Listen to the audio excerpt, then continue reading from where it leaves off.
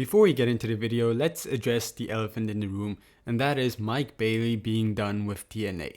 And that's very unfortunate. I had high hopes for him when he first won the X Division Championship, and it just didn't work out well at all. And then when Trent Seven turned on him, like last week, I was very excited to see where I was going because I felt like finally we have an interesting story with him. But now it's been revealed that he's done with TNA and he's gone.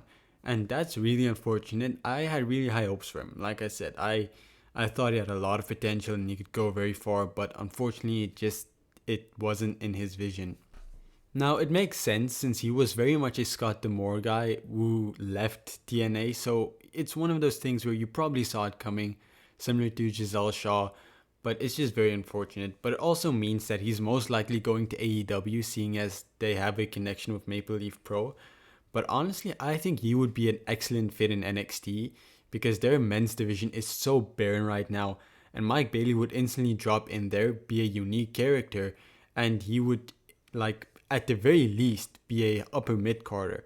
Like, you'll probably see him feuding for the North American Championship instantly. So I hope he goes to NXT, particularly because I want to see him there and it's my favorite show. But he's likely heading to AEW. But yeah, that's just important news about TNA we needed to get out of the way first. So let's address what happened on tonight's episode of TNA. So the show opened with Santana versus Casey Navarro, who was accompanied by AJ Francis, and Santana won the match. It was a pretty solid match, and we're obviously building towards Santana versus AJ Francis. It's a feud I'm interested in, so I'm excited to see where it's going. But there's not a lot to say about it since Santana just won. There was no real confrontations after the match or anything. So it is what it is. I'm just excited to see where it's going in the future, but there's nothing really here to talk about right now. Then backstage, Matt Hardy and Jeff Hardy were talking to Ace Austin, and then they were attacked by Trent Seven, Jake Something, and Alex Hammerstone. I don't really like this alliance between Jake Something, Alex Hammerstone, and Trent Seven. It feels like a bunch of guys who are uninteresting at the moment, just being paired together for no reason. And I mean, Trent Seven, I was excited to see what he was going to do as a heel, and like all that excitement is poof, gone. And as far as Ace Austin goes, pairing him up with the Hardys for the time being is an okay decision. I think he's most likely going to go for the X Division Championship soon once all of this is done. But yeah, I don't blame them for putting him here because like his partner just got injured. They probably didn't expect any of this, so they don't have any direction for him at the moment. But this is fine for now. Talking about ABC being gone, the Rascals defeat Alan Angels and Jake Christ. I think this is just a random pairing of guys. I don't know, maybe they fought an explosion together before. But yeah, the Rascals defeat them. And I'm excited to see where we're going with the Rascals. I think they're the perfect team to fit that hole of the top baby faces now that ABC is gone.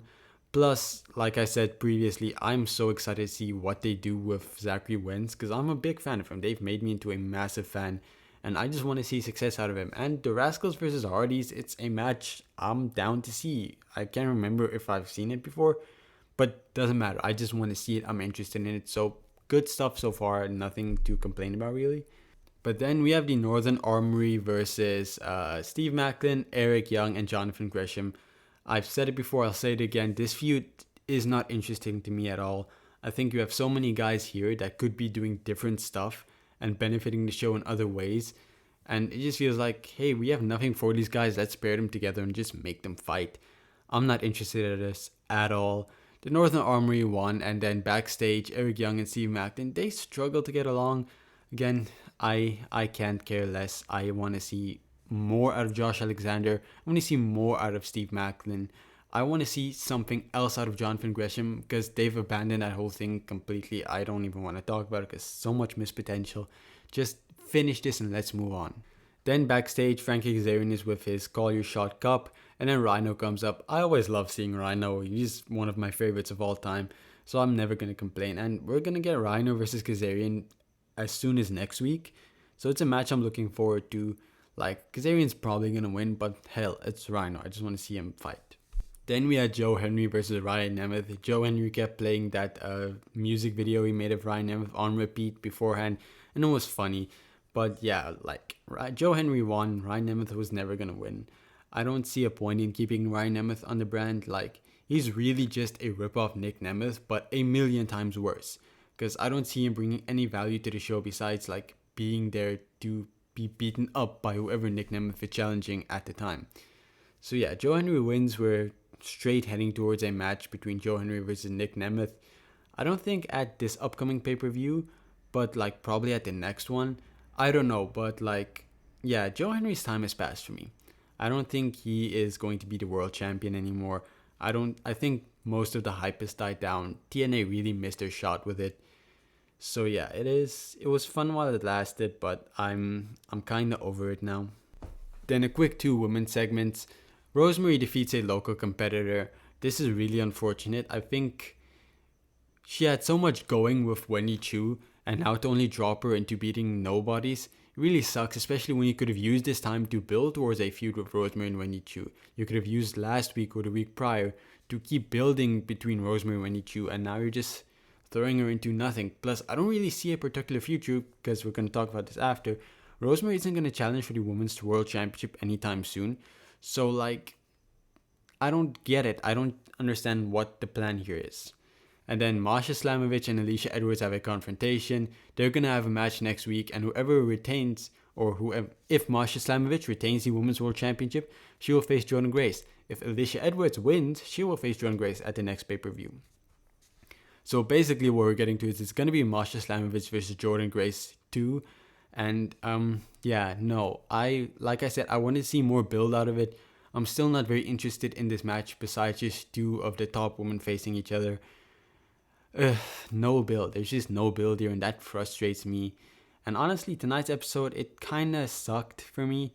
But yeah, let's get into the main event and see how that went. So Nick Nemeth goes up against Brian Myers. Joe Henry is on commentary. And this is a pretty solid match. During the match, Eddie Edwards gets thrown out. He has to go backstage. And then it's just Nemeth versus Myers. And obviously, Nick Nemeth wins the match. There wasn't really any question about who was going to win. But after the match, the system keep attacking him. And Joe Henry saves him. But it almost looks like Joe Henry wants to hit him with a kendo stick. So that causes a bit more tension. And also on commentary, they brought up JBL. And what his whole purpose between all of this is. So yeah, I don't want to see this match again, man.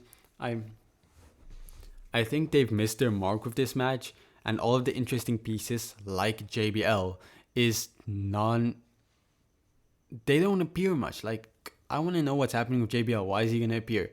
If he's just going to appear on the next pay-per-view doing something, I don't know, just attacking Joe Henry again or something, I don't care. I want to see more progression out of this story. And I was excited in the last few weeks, but like now I'm not excited anymore because it feels like they're dropping the ball, and they're dropping the ball with a lot of these stories. Like I don't want them to just be like WWE, be very story focused. But as of right now, there's just very little to be excited about, very little to watch the show and feel like I'm so excited to see this. Now, don't get me wrong. I keep watching TNA every week because there is lots of parts that I genuinely like and genuinely want to see more of. But for the most part, it's just like I see all of this potential in the show, but they're just not reaching for it. They're just not progressing in the right direction. So I hope they can get that fixed because I want to see TNA succeed. But as of right now, this show particularly, it was not the best show. And if I had to give it a rating, like I do on the end of each of my shows, I'd unfortunately give it a 4 out of 10. This was just one of the weaker TNA, possibly the weakest TNA episode I've seen since returning earlier this year. And that's unfortunate because they've had so much momentum. But yeah, if you like TNA, let me know. What do you think I got wrong? Because this show was not that good to me. So yeah, please leave a like and leave a comment too. Let's engage in the comments. What did you think of TNA? And also subscribe, join my channel. I also have a basketball channel. I'll link that down below. So if you like basketball, you can go check that out too. So yeah, I'm sending love to all around the world, and I hope to see you again soon. Goodbye.